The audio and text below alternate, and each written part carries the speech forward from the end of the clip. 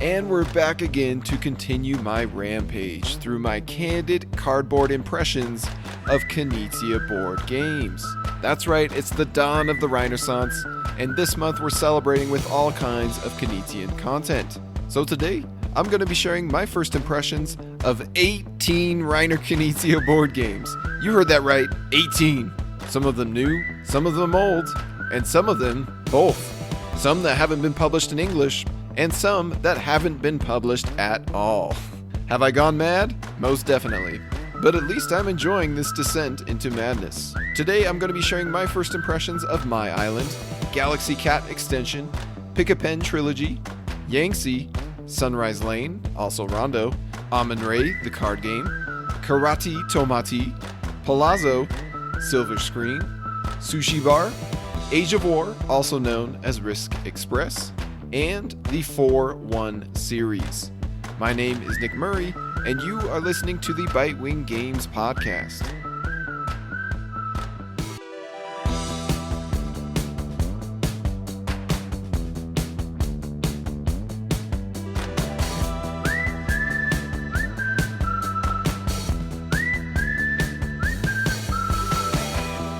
So we're going to start off this marathon of impressions with My Island, which I have 13 plays of, all at 2 players. Your island will be unique. So the prophecy says, and so it must be fulfilled. My Island is the hotly anticipated sequel to Reiner Knizia's My City, an approachable spatial puzzle legacy game about filling your board with tiles by following bingo-style card flips. My City offered the most satisfying use of polyominoes I've ever encountered, and I was excited to see what the hexagonal pivot to My Island would bring. More than any other element, the core change from square-based polyominoes to hexagonal-based shapes is far and away what sets these two games apart. Rather than having the My City freedom to place a tile adjacent to any other tile, My Island forces you to always link one hex to another matching hex type as you spread your tiles across the island. This added restriction is compensated by the fact that you only have 4 different shapes to deal with, at least in the early episodes, which is noticeably far less than the 8 starting shapes of My City. While it is still a tile-laying spatial puzzle at its core, the tiles of My Island make it feel like a very different beast. The puzzle is much less about fitting different shapes together perfectly and efficiently. Rather, it is about building clusters or lines or barriers of symbols of a matching type. Each tile has 2, 3, or 4 different symbols on it: house, field, path, and wall. The aim is to link paths together that create a route, or cluster houses together to form a village, or connect fields together to form a farm. As your tiles sprawl across the island, your options for how to finish these groups dwindle. Fundamentally, the amount of long-term planning required seems generally less than what My City demanded. The fact that the shapes of My Island are so similar means that you can usually adapt on the fly and find multiple different tiles to meet your goals. So the puzzle is perhaps a bit more loose and forgiving in that sense. But you still certainly need to plan and map out your tile arrangements as the open spaces shrink. It's common for players to position their yet unused tiles in intentional areas around the outside of the board as they simply wait for the matching card to be flipped so they can insert the tile precisely in its planned location. But as per usual, Reiner finds plenty of ways to push you outside of your routines through the use of evolving legacy rules. Sometimes he changes the way you score points. Other times he layers on yet another objective with a tempting reward when achieved or a devastating consequence when neglected. What once was your highest priority strategy can quickly become a fading memory. This ebb and flow of objectives, this evolution of board and tile features, this unveiling of new adventures within a sound and satisfying puzzle is precisely what makes this line of games so great. As far as I can tell, My Island is no better or worse than its progenitors. Unless you have a personal vendetta against polyominoes or hexes, I suppose. At any rate, it simply continues the tried and true recipe of engaging episodes and competitive chapters, all while offering its own twist on the formula. True, My Island doesn't quite feel as thrillingly novel or refreshingly unique as My City did when we dove into it 3 years ago. but it's still mighty impressive for us to now be 50 plays into this line of games and still hungry to explore the next episodes and chapters. Shoot, we even just opened the thick Chapter 5 envelope and encountered a feature that I was not expecting at all. Even after all of these plays, it seems that this My Blank series still has more tricks up its sleeve. I give an excellent prognosis to my island. Next up, we're going to look at Galaxy Cat Extension, which I have 2 plays of, both at 3 players. From the far reaches of outer space, or more accurately, Japan, comes a Knizia card game so light, fluffy, and silly that I can't imagine anything fitting this presentation better than stretchy cats. When you pair zany animals with light Knizia card designs, you get games like Llama, which baffle some hobbyists with their simplicity, yet manage to sell gangbusters and delight thousands of people across the globe. Although it doesn't seem likely to reach such sales heights, especially if it isn't translated to other languages, Galaxy Cat Extension is very much a Llama-esque game in spirit. This blazingly quick filler has players flipping a card from the deck and deciding which player to place it in front of. Each player has 3 slots for cards. Once everybody has their slots filled, then the end of the round is triggered, where you'll usually collect the cards in front of you by storing them safely into your face-down pile. Although you can stick an opponent with a card that you reveal, none of the cards in the deck are necessarily bad. It all depends on context.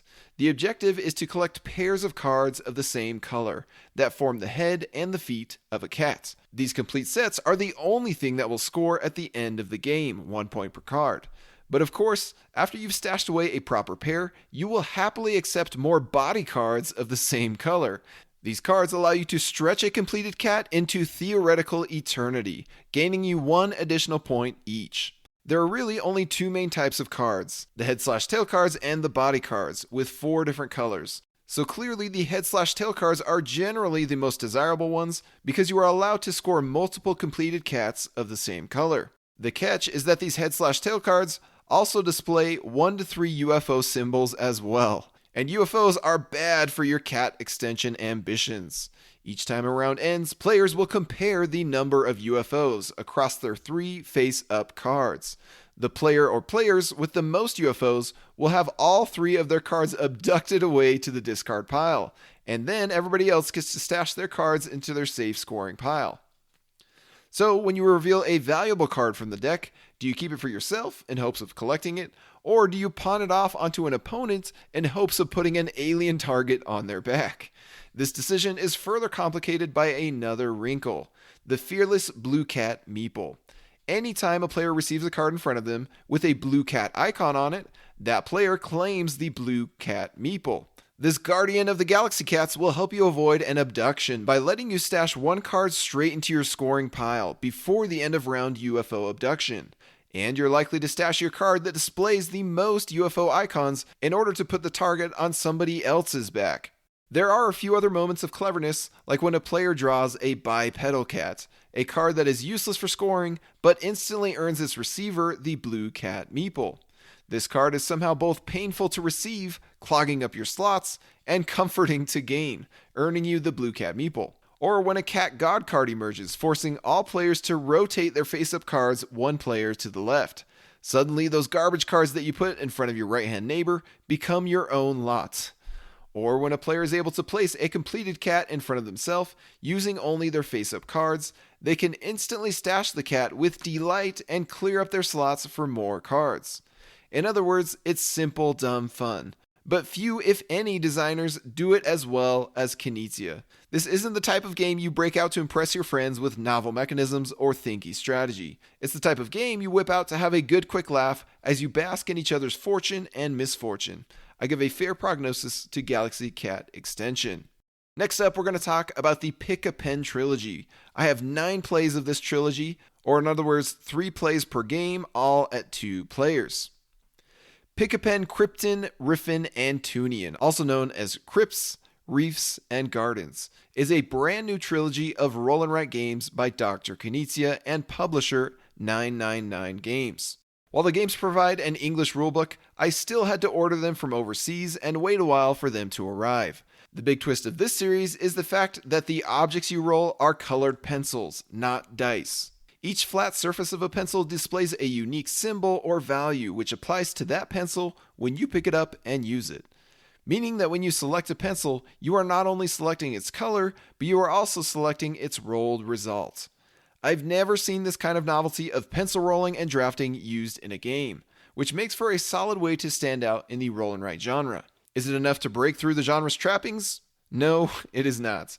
At the end of the day, all three of these games end up feeling like just about any other roll and write, for better or worse. But I would at least call them well designed and engaging enough, especially for folks who can't get enough of that rolling and writing. Pick-a-pen Crypten, or Crypts, is the most straightforward of the bunch. Fill in the next empty space in the shape row that was rolled. Try to get a run of 2 or 3 adjacent colors, or fit all 5 colors into a row or column to score points.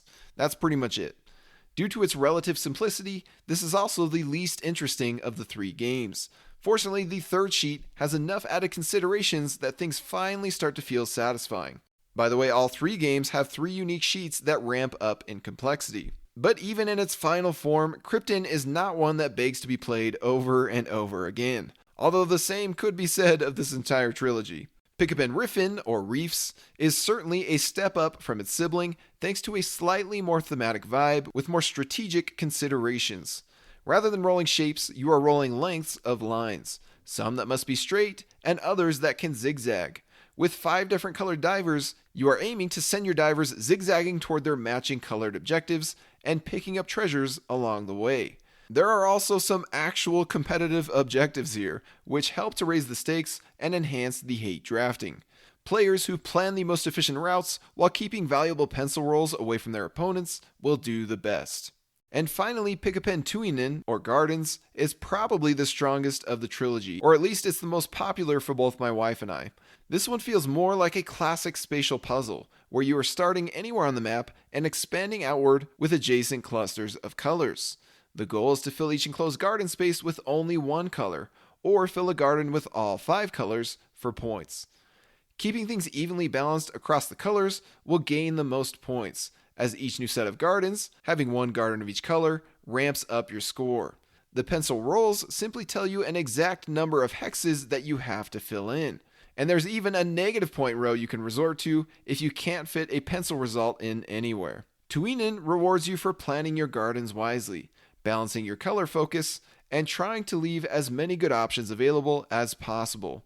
Once more, there is plenty of opportunity for hate drafting, as you take what your rivals most desire and reach the competitive bonuses first. Overall, I could see the Pick-a-pen line doing very well in the market, if it had released 6 years ago. Nowadays, even with the novelty of rolling and drafting colored pencils, I don't see these designs capturing the hearts of any but the most devout roll and write fans. We are, unfortunately, on the tail end of the X and write craze, where these designs now have to be absolutely fantastic in order to steal any of the industry spotlight. I give a fair prognosis to the Pick-a-pen trilogy, Crypten, Riffen, and Tuinen. Next game on my list, Yangtze, which I have 1 play of at 4 players. A 2016 big box Knizia auction game that never reached North America or was even published in English? You have my attention. Although it shares the setting and name of Reiner's more revered Yellow and Yangtze, the similarities end there. In reality, Yangtze has much more in common with something like Medici, thanks to its point-spending auctions and set collection majorities. The central board features a river of boat tiles containing goods of various types and colors. Players are aiming to buy up those goods, collecting bundles that match in either color or type until they are ready to cash their bundles in for more money, also known as points. The larger your bundle grows, the more money it'll earn you when you cash it in. The problem is that you are spending each turn buying up another goods tile from a sliding market, while frequently being interrupted by tempting but expensive auctions for business branch tokens. Anytime you buy a tile from the river, you'll end your turn by drawing a replacement tile from the bag and adding it to the river's end, pushing all the other tiles down to the cheaper prices in the process. But frequently, you'll find yourself pulling a different kind of tile from the bag that triggers an auction or an event. When a branch token is revealed, players go around bidding for it until everyone but the highest bidder passes. These tokens usually fetch a high price because they earn you loads of points for collecting one of each type, as well as loads of points for having the most or second most of one type. Some players will quickly find their starting supply of 30 coins depleted, especially if they haven't sold any bundles of goods yet.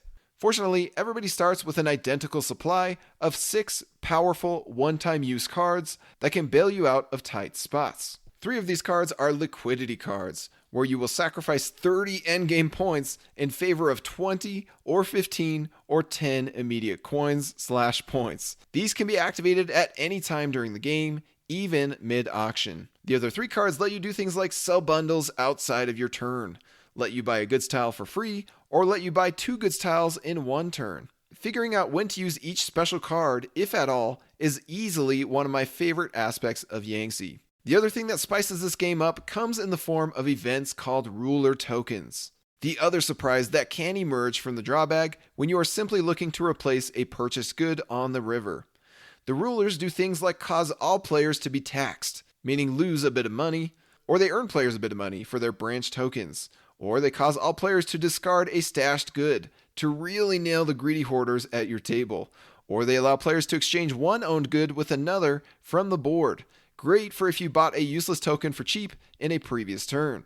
And there are others. The 12 rulers also represent the countdown clock of the game. When the last ruler comes out of the bag, the game is over. All in all, I generally enjoyed my time with Yangtze. The problem is that this one comes in a far too huge box, including plenty of publisher Piatnik's trademarks air. And this far too big box has Reiner Knizia's name on it. With its size, it promises an epic auction adventure, and then provides little more than a basic economic set collection game. The general value of each branch token feels far too easy to math out, leading to bids that feel less gutsy and dramatic, and more mechanical and mathematic. It's a solid little game that left me feeling underwhelmed and uninspired. I suspect that if the game were a hair shorter and a quarter the box size, then I'd feel much more enthusiastic about this one. But even so, the auctions were probably the weakest part of this auction game. I give a fair prognosis to Yangtze. Next game on my list, Sunrise Lane and Rondo.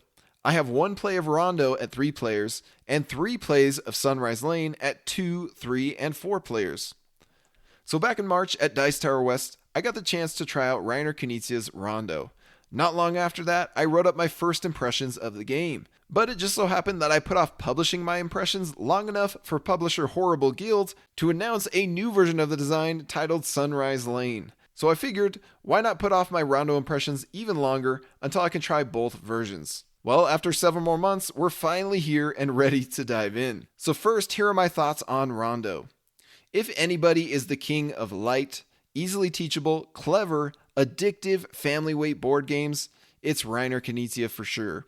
I'm talking about games like Ingenious, Quest for El Dorado, Lost Cities, the board game, Treasures of Nokbe, Blue Lagoon, Whale Riders, Indigo, and so many more. Along those same lines, Rondo is an easy addition to this list. With its massive yet simple board and its big draw bag of clackety colored tiles, which are slotted into your player rack, Rondo gives a nod of appreciation to casual family games like Sequence and Rummikub. Turns are dead simple. Draw 2 tiles, or play as many tiles as you want, and then draw 1 back. These tiles can be 5 unique colors: red, yellow, blue, green, and purple. And you can place your tiles in a line starting from the center of the board, or adjacent to any tiles that were already out. Players will be snaking their tiles outward along a wheel of numbers, which can range from 1 to 5, and which match the 5 colors of tiles. While you're allowed to place any tile face down on a given space, you can only place a tile face up and score that displayed number of points beneath it if the colors between tile and space match. Most satisfying of all, you are allowed to plop down multiple tiles onto an open, matching colored space and score its points multiple times in the same turn. That feels particularly good when the space is a 3, 4, or 5. Rondo has a buttery smooth ebb and flow of building your hand over multiple turns, then spreading tiles over the rondo and raking in the big points, then starting over again by accumulating more tiles from the bag.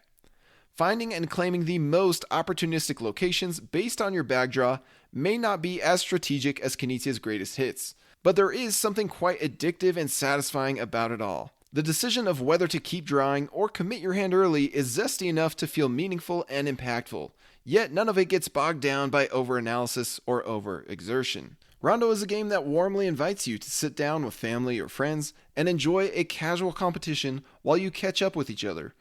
For most non-gamers, that's all they really want anyway. For myself, it's certainly one that I wouldn't be disappointed to play again. It's hard to dislike a game that is this pure, smart, and quick.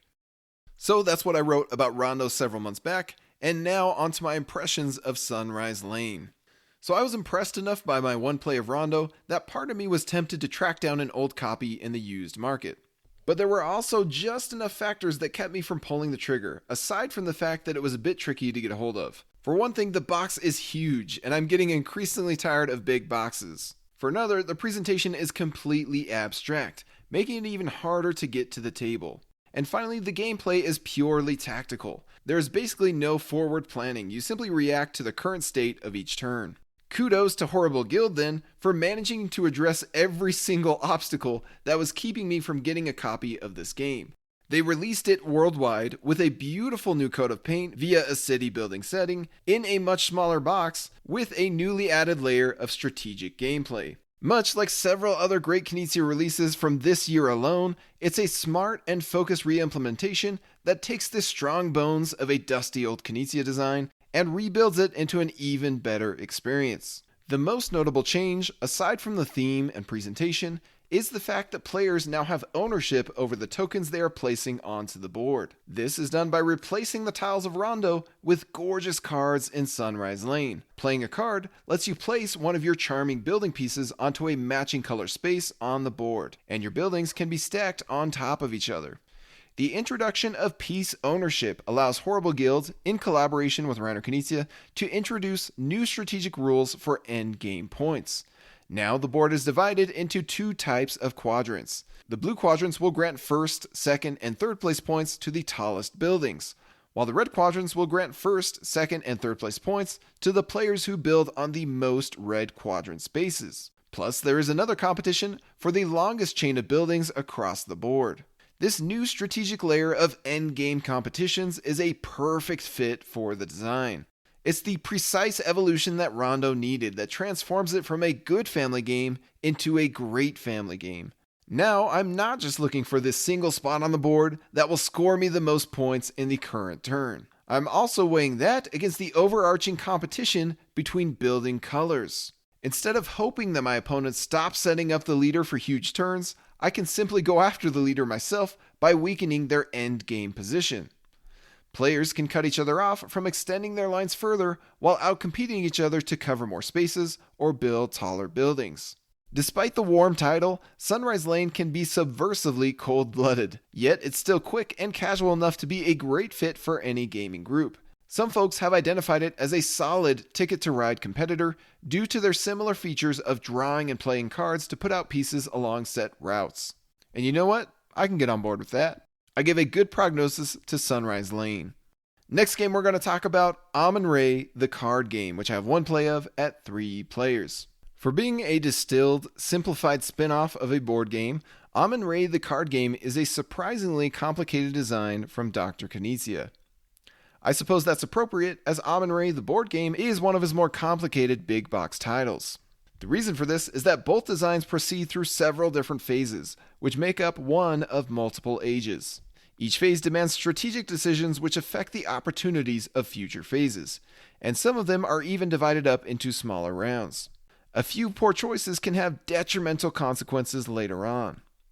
Unlike many other Knizia card game spin-offs, Amun-Re the card game does not jettison the auctions of its board game sibling. The bidding actually remains quite similar here. Each mini-round, players are presented with province cards equal to the number of players. These provinces contain a mix of pre-built pyramids, lucrative fields, important Ankh symbols, and possibly camel caravans. Some of the provinces are clearly more valuable than others by straight up having more stuff on them, while others are less clear in their relative value by presenting a unique blend of features. The core idea of the game is to build up sets of pyramids to score points. But these pyramids can also be purchased by building up an economy with fields and camels. The Ankh symbols can win you tiebreakers and gain or lose you points, if you have the most or least of them, respectively. Each age starts with players publicly selecting their bidding card options. This decision is restricted by how much leftover money you saved for yourself in the previous round. If I have 16 Egyptian bucks to work with, I may draft an 8 value card, the strongest bidding card in the game, plus a 5, 3, and 0.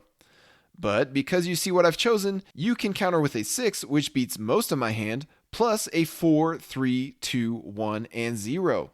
By having lots of low value cards which your opponents lack, you can later bid low on a province to force an opponent to waste a high value card to outbid you or to let you have it for cheap. This concept of drafting your bidding options and reacting to what other players draft and bid is far and away the most compelling aspect of Amun-Re, the card game. It serves as clear and easy proof that the master of auction games still has new tricks up his sleeve. The actual bidding is fairly similar to Amun-Re. A player may place a single card on any open province or on a province with a lower value bid. If you outbid another player, they get their card back and will have to bid again on their turn. Notably, you are allowed to go right back to the province you were just bumped from in this version of Amun-Re, assuming you can outbid the new card there. After 3 rounds of bidding for provinces, play proceeds to the offering phase. This phase is basically exactly the same as the board game. Players do a simultaneous bid to please the gods, which collectively determines the flood level for this age. A bigger offering results in more flooding, which leads to bigger payouts for your fields. Earning money is vital to success in Amun-Re, as you'll need it to build extra pyramids for points and to fuel your bidding potential in the next age. Between the economic considerations and the tense bidding, many players have found their favorite Knizia game to be Amun-Re, the board game, and the spirit of that design is expertly preserved in this newer, smaller, and faster card game. Perhaps best of all, the card game manages to function much better than its inspiration at lower player counts. Although the officials variant found in the new Amun-Re 20th Anniversary Edition board game makes this a bit of a moot point. Thematically, this spinoff doesn't do much at all besides play as dry as its desert setting. But for those who appreciate a clever blend of mechanisms, this one is surprisingly juicy. I give a good prognosis to Amun-Re, the card game. Next game we're going to talk about Karate Tomate, which I have 4 plays of at 5 and 9 players.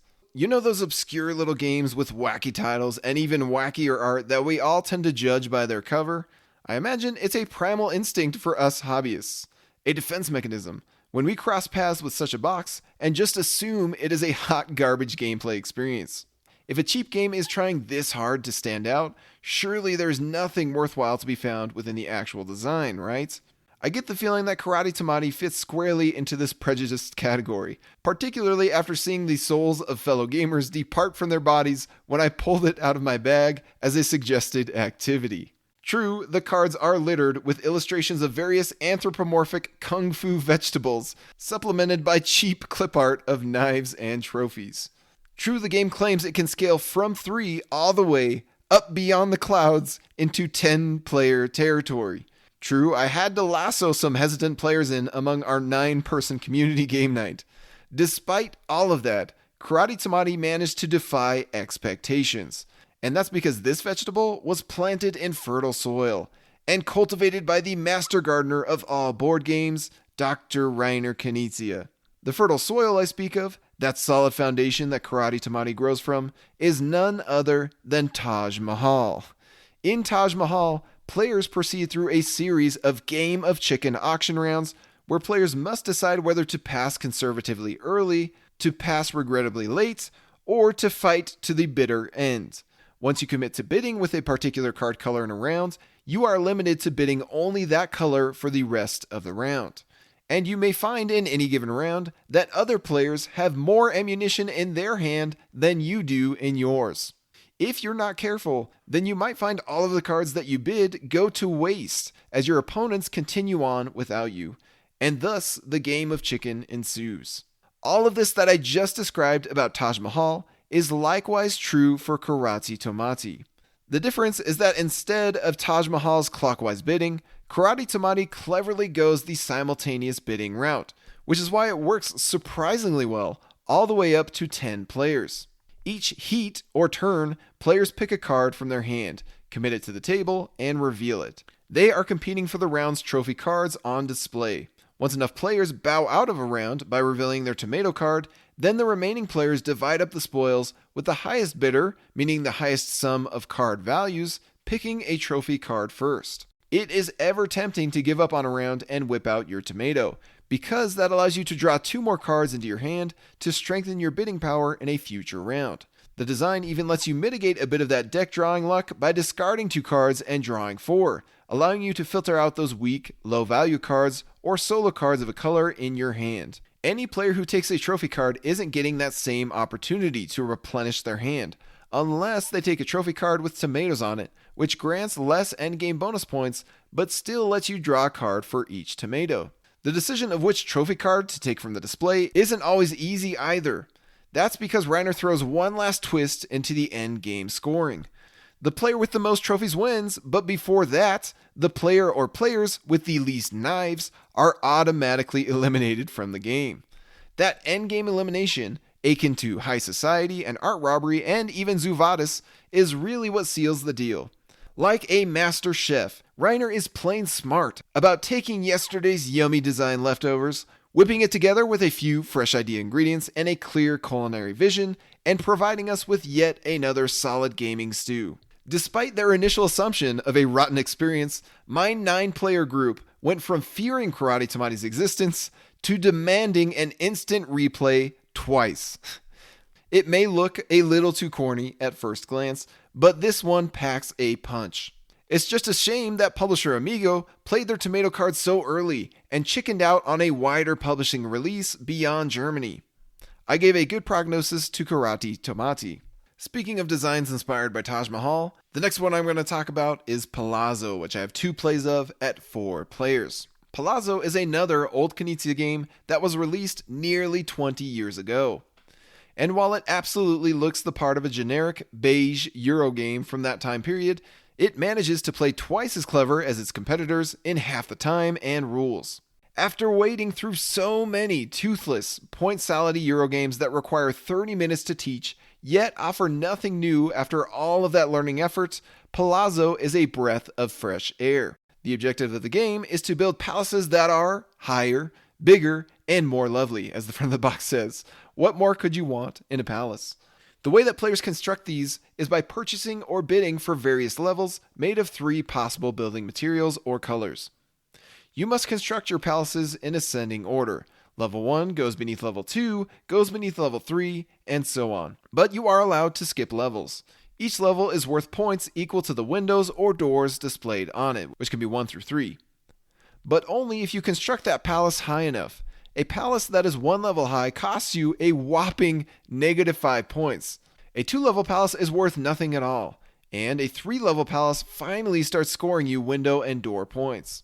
If you can manage to get your palace even taller, and or build it all with the same color, then you'll get even more juicy bonus points. Now that's all good and fine, but actually the risk of starting a new palace that may cost you 5 points is particularly scrumptious, especially where the end of the game can sneak up on you. It happened to me in our first play and cost me the game. And the building restrictions make it so you have to burn an entire turn to slot a new building tile beneath or between others in your existing palace if you can't simply stack it on top when you acquire the new tile. These rules really tee up the game for interesting turn-by-turn actions. You can choose to do one of the following on your turn. Option 1, reveal money cards from the deck, draft 2, and let everyone else draft 1. Option 2, reveal 2 more palace tiles. Place 1 into the central warehouse and the other one onto one of the 4 outer quarries. Then decide whether to start an auction in the next quarry or buy tiles from the central warehouse.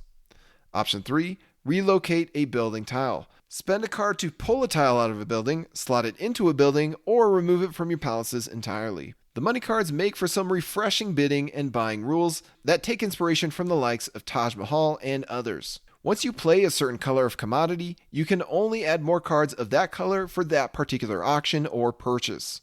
The twist here is that you do have wiggle room in the ability to play wild cards as well as complete sets of cards, meaning 3 of a kind where each card is a unique color.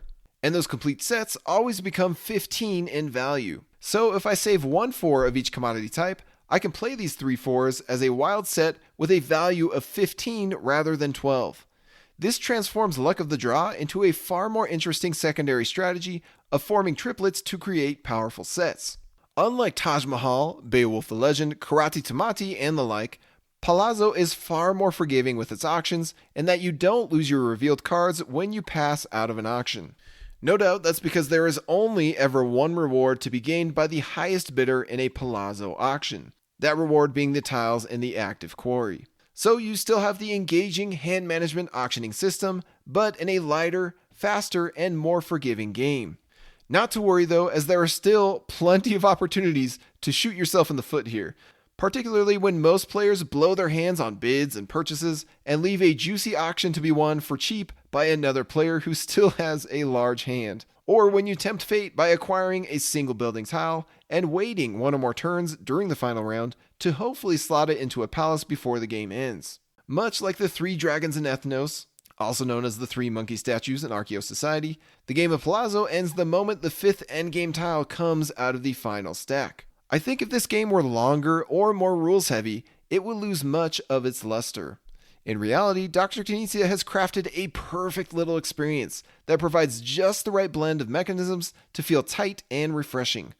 Palazzo is an easy pick for the table and an absolute keeper on the shelf. I gave a good prognosis to Palazzo. Next up, I'm going to talk about Silver Screen, which I have one play of at 3 players. Now, Silver Screen is one of those lost unicorn Knizias, much like Medici Reformation by Grail Games, that was nearly published but didn't quite make it to print. In the case of Silver Screen, the artwork was even 99% finished, which makes its non-existence all the more painful. For 11 years, it has existed in limbo on the Board Game Geek database, teasing and tormenting poor Knizia files with its mysterious and untapped potential. And the big reason why so many in the know have wanted to try this game is because it is a card game version of Nightmare Productions, aka Dream Factory, aka Hollywood Blockbuster, aka Trom Fabric. Yet, something quite magical and unexpected happened only a few short months ago. Somebody who was originally involved in the project ended up releasing the art files and rules file online for the public to discover and experience. And there, finally, was our opportunity for Knizia files to pounce.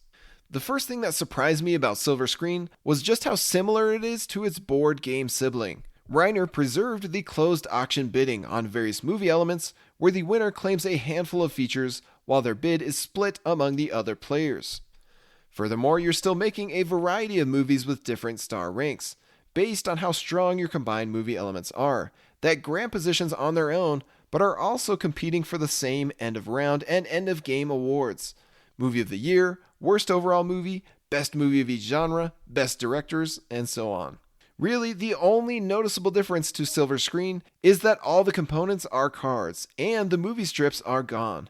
But therein lies the gameplay changes. Now, because Silver Screen does not have film strips to slot your various movie features, players are no longer restricted to collecting specific symbols in order to complete a movie. Here, all you need is a director plus at least 2 more cards. These could be a star, supporting actors, a musician, a camera person, or a special effects person. The catch is that the cards come in 3 colors/genres, namely comedy, drama, and horror, plus wilds.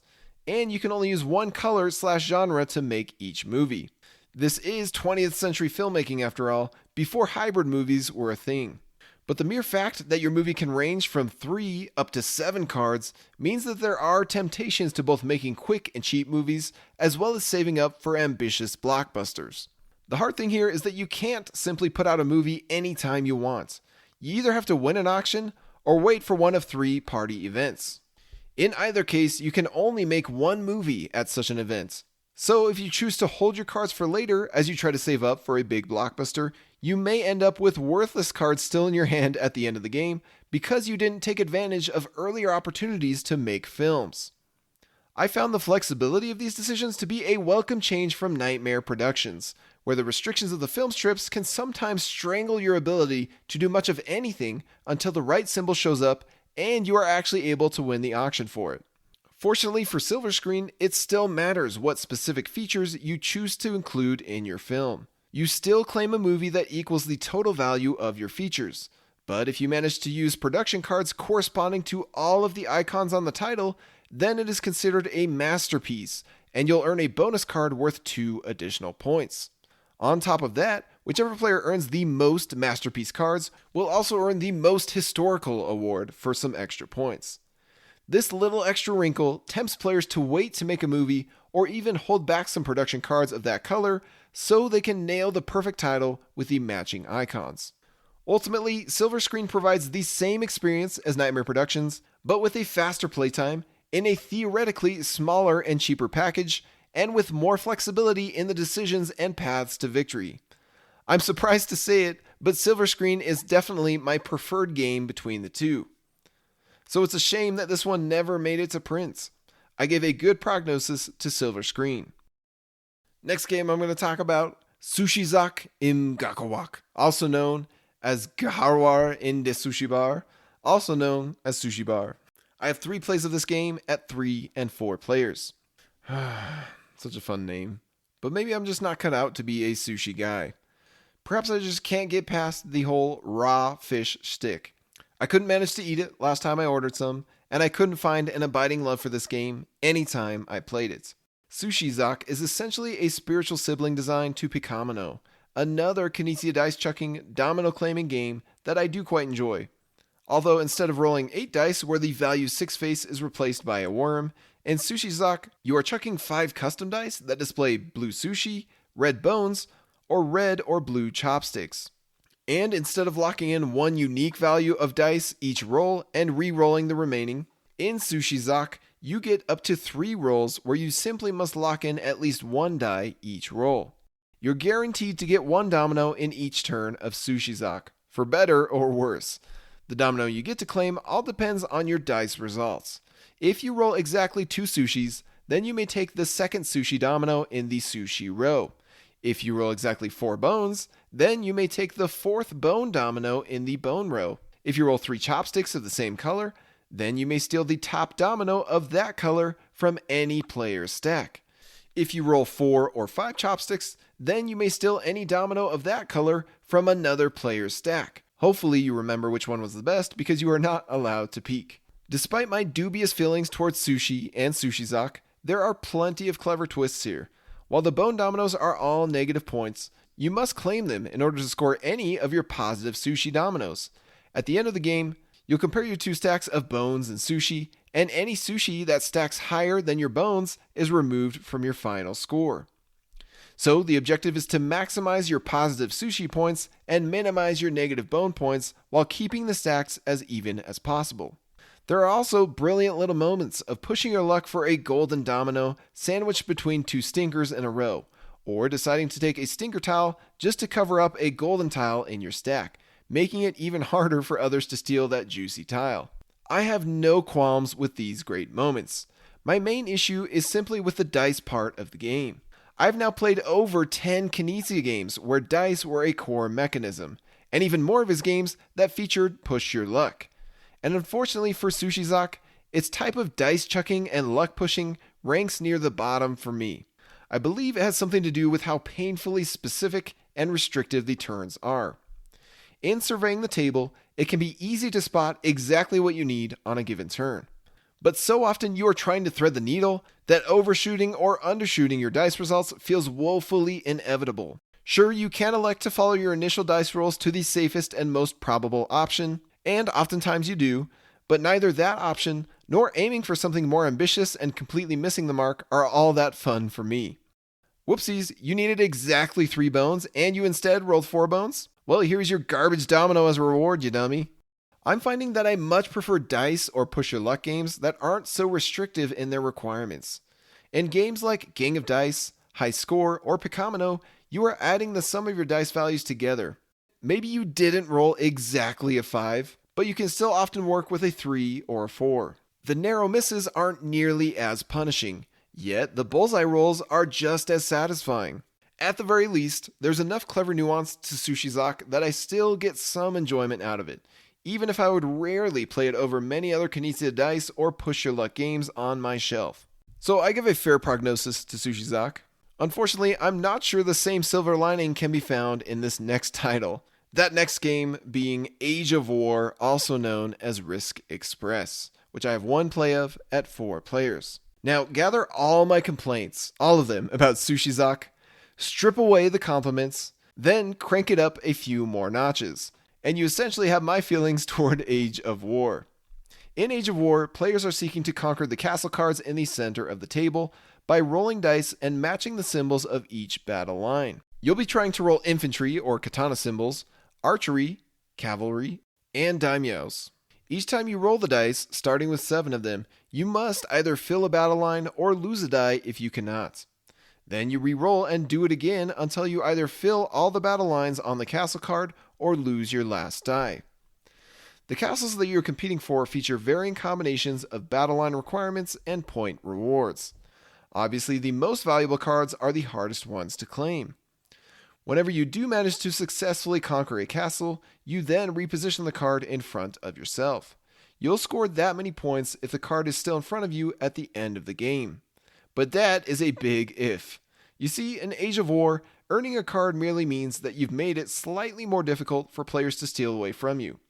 If somebody wants to, they can conquer your castle by filling the battle lines on the card, just as you did, but they must roll and fill an additional daimyo. It's trickier, but it's still very doable. The only way to truly lock in your castles is to claim all the castles of a color, collectively called a clan, so you can flip those cards face down and forever keep them, even earning yourself an extra point by doing so. So once a player gains 1 card of a color, they are incentivized to keep snatching up that color, whether it's in the middle or in front of another player. And that is indeed where the fun is found in Age of War. The constant battling and clashing ambitions between rival daimyos, a player's foolish attempt to take on a mighty fortress, and the hilarious failure or thrilling victory that results. But I can find this sort of interaction and drama in so many other games that don't also carry Age of War's baggage. Now let me paint a picture for you. The most common scene that you see in Age of War is a turn that starts with hope and ambition and slowly fizzles away into disappointment and embarrassment. After the first roll, a player must commit to a card on the table. Oftentimes the player will combine their best dice results into filling a difficult battle line, and then they'll collect up the remaining dice and set out to fill the other battle lines of that card. That's what you have to do, actually. Once you've committed to a battle, you are stuck with that castle to the bitter end. But so often, the player's remaining rolls would simply see their dice evaporate away until it was impossible for them to fill the remaining battle lines of the card. Never have I seen a game so effortlessly replicate that sinking feeling of inevitable failure more consistently than Age of War. A battle line feels achievable with 5 dice, but you don't roll it, so now you are down to 4 dice. Okay, 4 dice still feels plenty good, right? Nope, still didn't get it. Okay, well, at least you've got another roll with these 3 dice. Although 3 dice feels like a much worse chance than 4 or 5 dice. But here it goes, and hard no. Kiss your 3rd die goodbye. You've now got one last roll, and you basically need snake eyes. Good luck, pal. I'm sure it'll work out this time. And, of course, it didn't work. Do you realize how unlikely it was that you'd get these 2 exact symbols with only 2 dice? And now your turn's over. Now go sit in a corner and bask in shame for embarrassing your ancestors. And that's Age of War. For the occasional highs that it provides, it certainly wasn't worth waiting through all of those lows. Especially when you see your hard-earned castle get snatched away only moments later. And doubly so when the game drags on as players continue to steal from each other rather than trigger the end by claiming the last castles from the center. I just don't see any scenario where I would elect to put myself through Age of War again when so many other games, even Knizia designs, do dice rolling and risk-taking and player clashing with far more thrills and far less suffering. I give a poor prognosis to Age of War. And finally, to wrap this episode up, we're going to look at the 4-1 series, which I have 32 total plays of, all at 1 player. This includes 4-1 Number Up, which I have 7 plays of, 4-1 Galaktix, which I have 15 plays of, 4-1 Schwarze Rosen, which I have 6 plays of, and 4-1 Kniffel, which I have 4 plays of. So the other day, I was reading a cool Knizia interview in a recent issue of the excellent Senate board game magazine, and one particular comment from Reiner stood out to me. He shared how he was excited about a line of solo games that he's been working on, namely the 4-1 series published by Schmidt-Spiel. Dr. Knizia expressed how he has wanted to do something like this for a very long time, namely create a solitaire game that still feels like a multiplayer experience in the sense that you are competing against the challenges and pushing your luck. And that was all I needed to hear to jump on Amazon Germany and track down these 4-1 games. Yes, I am so easily swayed by the good doctor and his ideas. I don't even play solo games all that often, to be honest. The primary driver of my enthusiasm in this hobby is the opportunity to interact with other people, friends, family, and strangers, and compete or cooperate together through a shared challenge. I wouldn't really call myself an extrovert, but somehow I find it much easier to muster the energy and motivation for a multiplayer board game night versus a solitaire board game night. But even so, I have found myself dipping my toes in these solitaire waters from time to time. It is particularly easy to be persuaded when a solo game is approachable, quick, and widely acclaimed, like Sprawlopolis and Under Falling Skies. And even more so when it comes from one of my favorite designers or design teams, like Resist by David Thompson, Trevor Benjamin, and Roger Tankersley, or Trailblazers by Ryan Courtney. So it was intriguing to hear that my favorite designer, Reiner Knizia, was taking his best crack at solo gaming with this new line of titles, even for someone who doesn't really consider himself a solo gamer. I will always avoid a solo mode if it feels like a last-minute afterthought tacked on to a multiplayer game. I much prefer solitaire modes or games that build their experience from the ground up rather than struggle to fit a square game into a round hole. But I get that some folks love having a solo option for every game, especially when recruiting more gamers to the table isn't feasible. I completely get it, but hopefully this gives context to where I am coming from as I discuss this 4-1 series. Truthfully, I didn't come into this series with super high expectations. Look at what I just barely said about the Pick-a-Pen trilogy. I've played plenty of Knizia designs that didn't blow me away, and these 4-1 titles gave me no reason to get mega hyped for them. On the outside, they are merely simple, humble, small box games with functional but low budget artwork. Yet Reiner's comments on this design series and the fact that they are new Knizias were enough to convince me to track down these boxes online, order them from Germany, and go to the trouble of Google translating the rulebooks to English. And what came next honestly kind of blew me away. Each little box in this 4-1 line contains a unique game with a few punchboard tokens and perhaps a handful of dice or some cards, as well as 2 rulebooks. One rulebook explains the core concept of the design. This is where you'll learn how to play a fairly basic, unassuming game. The other rulebook contains 20 levels that you'll progress through as you record your best scores and try to hit the gold tier, or at least the silver or bronze tier of each challenge. And this rulebook is where the magic happens. The general rules encourage you to not move on to the next level until you hit the gold tier in points. This is how I've decided to approach the 4-1 series, embracing the prideful perfectionist within. Level 1 simply eases you into the core gameplay, giving you nothing but the standard rules to play with and a point threshold to clear. But very quickly, as you march onward into level 2, 3, and beyond, you begin to feel Reiner tightening the noose. Suddenly, the point threshold is higher, and the gameplay restrictions are tighter, and new obstacles and requirements are cropping up all over. What starts out as a slow and simple juggling act rapidly turns into a daredevil performance. And right when you think that things can't possibly get any tighter, you flip the page to the next set of 5 levels, and Reiner completely flips the script on you, introducing a new board, or a different core objective, or a new set of components to deal with. I'm reminded of my experience with Reiner Knizia's My City series in a lot of ways. Like My City, 4-1 doesn't give off a thrilling initial impression, but it expertly sinks its hooks into you, getting you to bring the game back to the table much sooner than expected, and then stay at the table far longer than planned to play yet another round and explore the next challenge. It is shockingly easy to blitz through 4 or 7 or 12 plays in one sitting when each play only lasts about 10 minutes. Each level offers a unique challenge, and you are so close to a gold victory that you can practically taste it. I'm not sure which is more surprising, the fact that I'm addicted to the evolving levels of 4-1, or the fact that I've thoroughly enjoyed all 4 games in this series thus far. Number Up is the most simple of the bunch. Flip a number card from the deck and add it to your grid of 5x5 or 6x6 cards, spreading out from the center. With each row and column, you are trying to reach a point threshold that will earn you a check mark worth 10 victory points. One level might have you add together all the cards of your best color in each line. Another level forces you to put these matching color cards adjacent to each other in order to score them. Another throws diagonal line scoring into the mix.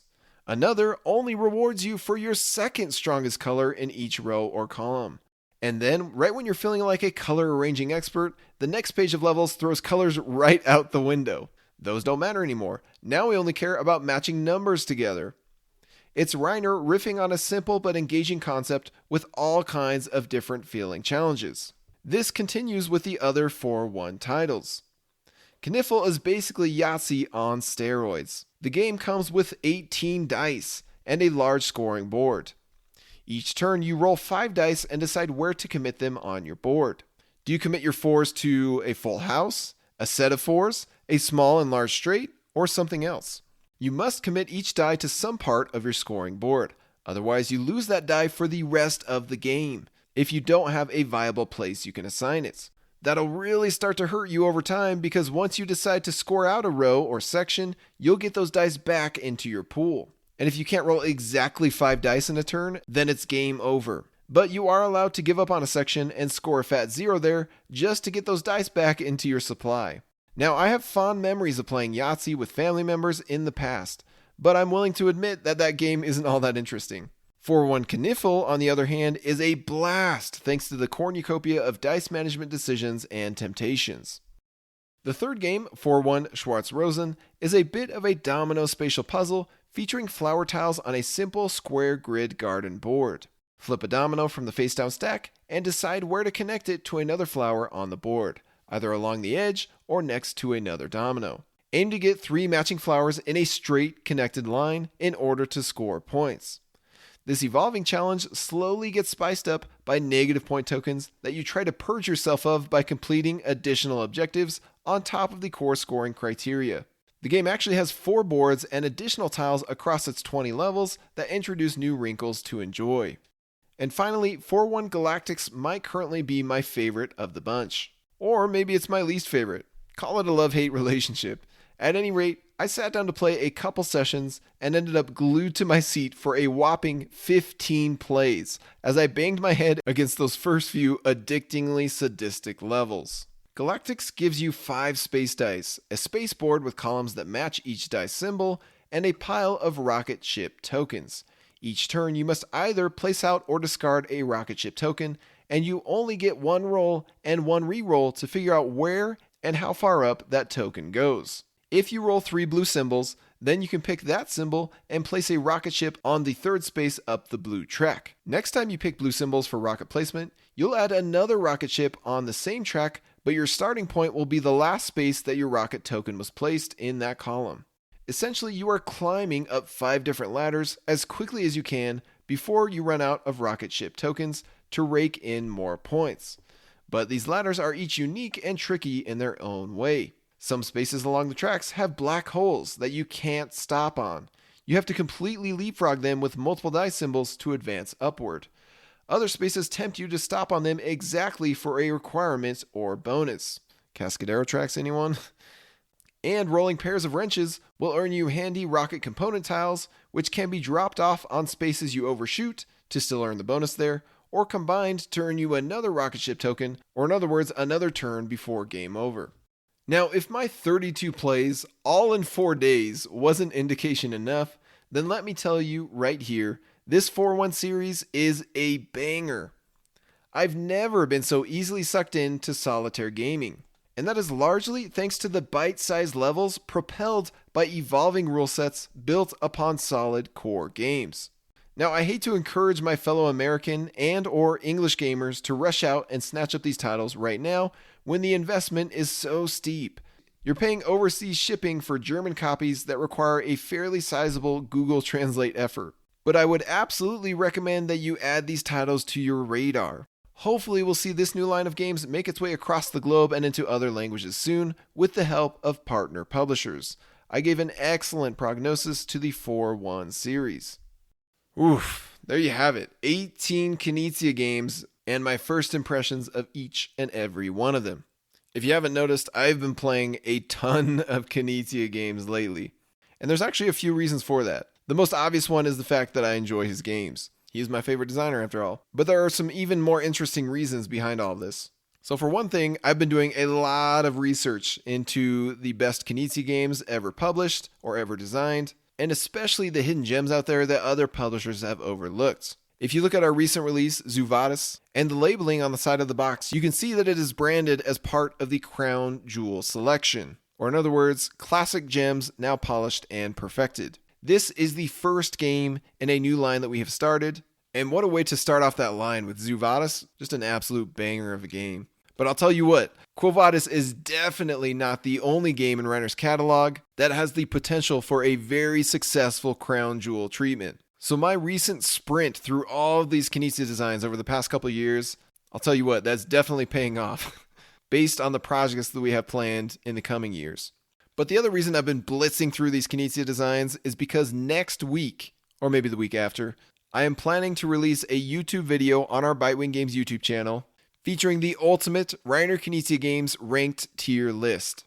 A buddy and I are going to be looking at roughly 140 Knizia designs, discussing them and ranking them in the ultimate tier list. So if you haven't yet, I definitely recommend you subscribe to our YouTube channel.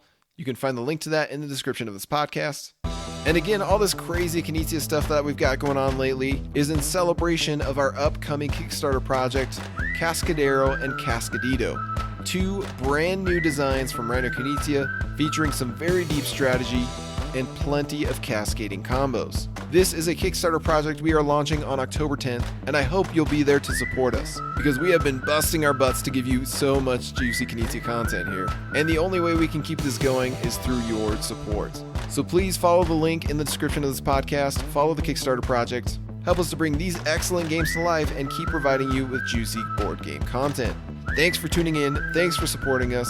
My name is Nick Murray, and you've been listening to the Bitewing Games podcast.